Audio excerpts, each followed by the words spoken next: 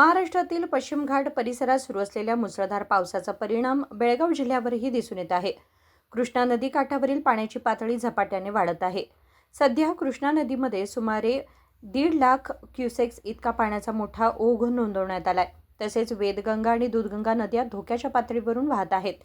सतत पडणाऱ्या पावसामुळे जिल्ह्यातील तब्बल 11 संपर्क पूल आधीच पाण्याखाली गेलेत.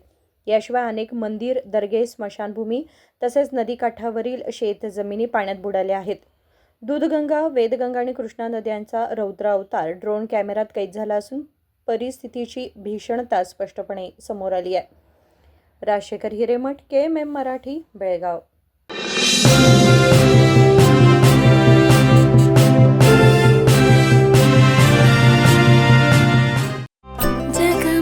ಜಗಮಗ ಹೊಳೆಯುವ ಕಣ್ಣುಗಳು, ಹೃದಯದಿ ಹರುಷದ ಅಲೆಗಳು.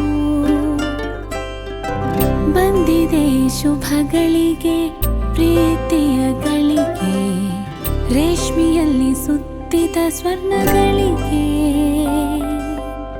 BS Channabasappa and Sons, The Textile Mall, Tilakvadi, Belagavi.